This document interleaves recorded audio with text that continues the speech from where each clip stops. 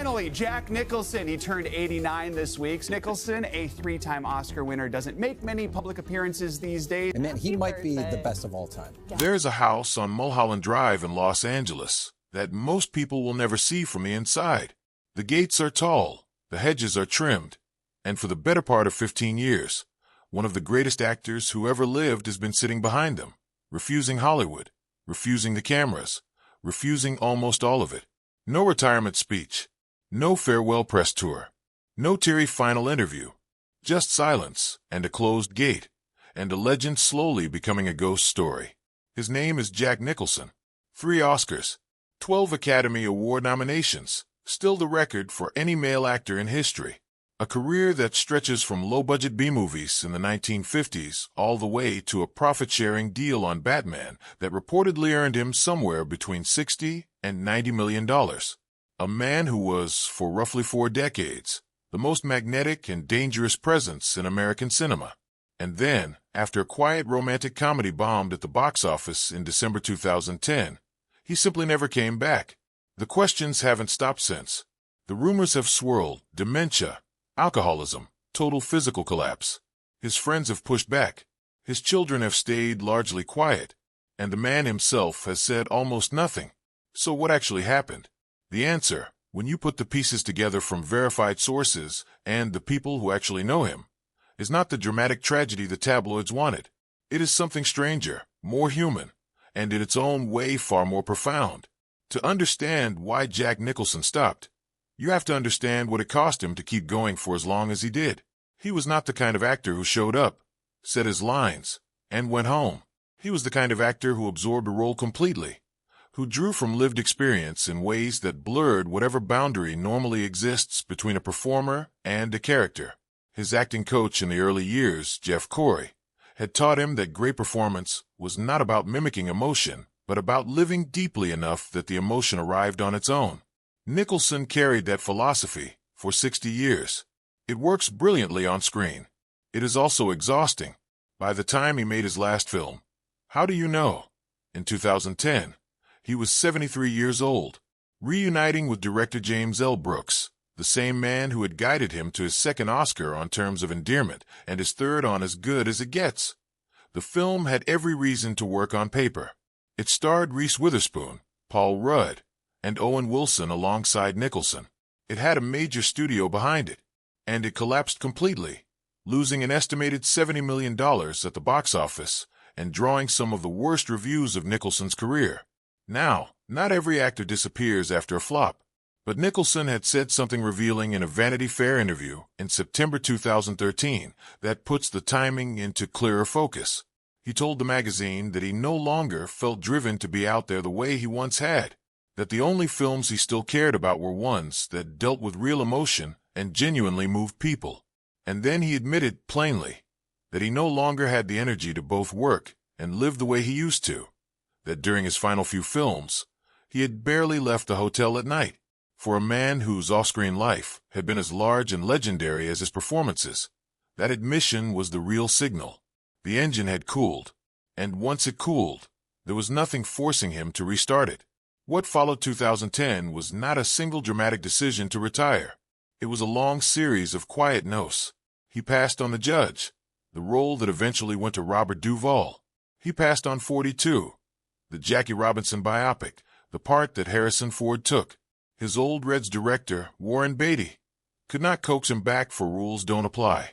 His About Schmidt director, Alexander Payne, ended up making Nebraska with Bruce Dern because Nicholson declined. Even the prospect of revisiting Jack Torrance from The Shining was not enough to pull him back in. And yet, he kept reading. That detail, which director James L. Brooks confirmed to The Hollywood Reporter as recently as April 2025, is worth sitting with. Brooks said Nicholson was reading scripts all the time, and that he would not be surprised to see him work again someday.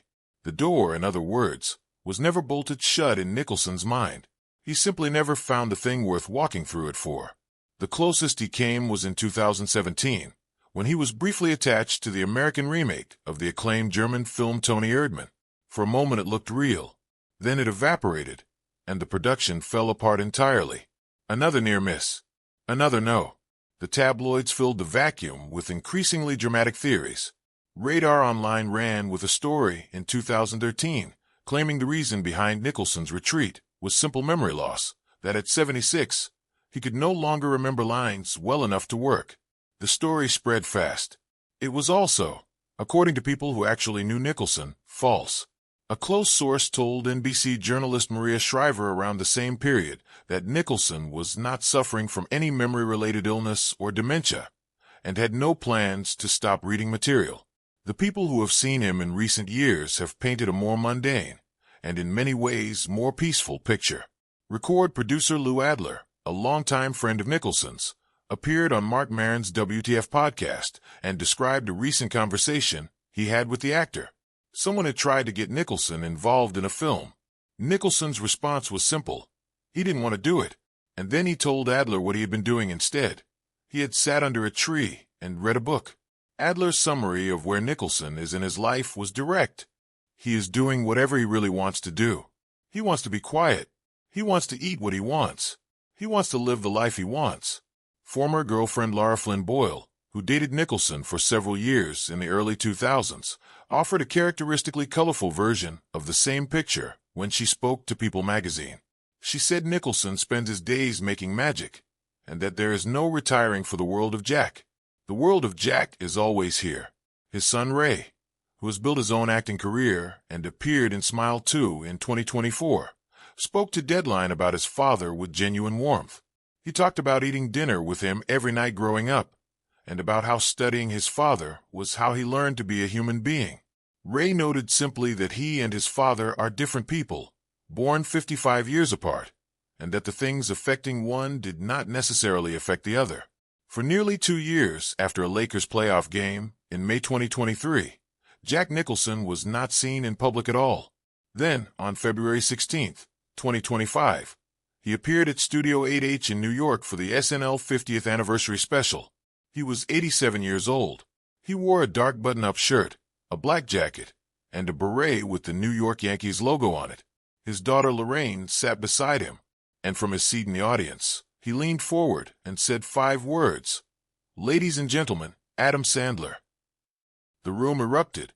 Adam Sandler, Nicholson's co-star from the 2003 comedy Anger Management, pointed toward him and told the audience to give it up for Jack, that Jack had made it out tonight, that he loved him. Then Sandler picked up a guitar and played a 5-minute tribute to 50 years of Saturday Night Live history, weaving together cast members past and present, the writers who never got their sketches picked, the legends who had graced that stage. And Jack Nicholson sat in the crowd and watched. Photographers captured him leaving the Carlisle Hotel the following day, walking with a cane. Fans online ran the full range, some marveling that he still looked good for his age, others noting the visible signs of time. But what struck those paying close attention was not how he looked. It was that he had come at all. Nicholson had appeared at the SNL 40th anniversary special in 2015 and had later said publicly that he regretted never having hosted the show during his career. So his presence at the 50th carried a weight that went beyond a celebrity cameo. He had shown up to pay tribute, not to receive one. He was in the audience, not on the stage. And he gave 5 words when he could have given a speech. For a man who had spent 15 years protecting his silence, it was the loudest thing he could have done. A source close to Nicholson told the New York Post, in 2025, something that cuts through all the speculation more cleanly than any medical diagnosis. The source said that Nicholson did not like to be seen much in public anymore, that he had appeared a little wobbly at the Carlisle Hotel, and that the extravagant character and lifestyle that had always been part of his appeal, all of it catches up with you eventually. And then the source added the line that explains the disappearance better than anything else. Jack and his inner circle preferred that people remember him as he was. That is not the language of a man in crisis. That is the language of a man who understands exactly what he is doing and why. Jack Nicholson built his legend on presence, on being the most alive person in any room he entered, on the terrifying grin, the courtside sunglasses, the performances that seemed to come from somewhere so personal they made audiences feel like voyeurs. He understood, better than almost anyone, that the image is fragile, and rather than let the world watch it fade in real time, he chose to protect it by stepping away before the fade could complete. He passed on the farewell tour. He passed on the emotional exit interview. He did not write a memoir. He did not appear on a podcast to explain himself. He gave the world his greatest performances across 4 decades. And then he went home and sat under a tree with a book. What remains, and what will remain long after the gates on Mulholland Drive finally open one last time, is the work. 5 pieces. Chinatown. One Flew Over the Cuckoo's Nest. The Shining. Terms of Endearment. Batman. A Few Good Men. As Good as It Gets. The Departed. These are not just films. They are permanent parts of the cultural record. Performances that changed what people believed was possible inside the frame of a movie. Nicholson did not give Hollywood a graceful curtain call. He gave it something rarer and more honest. The truth that he was finished before the industry wanted him to be, and the self-awareness to honor that truth rather than fight it.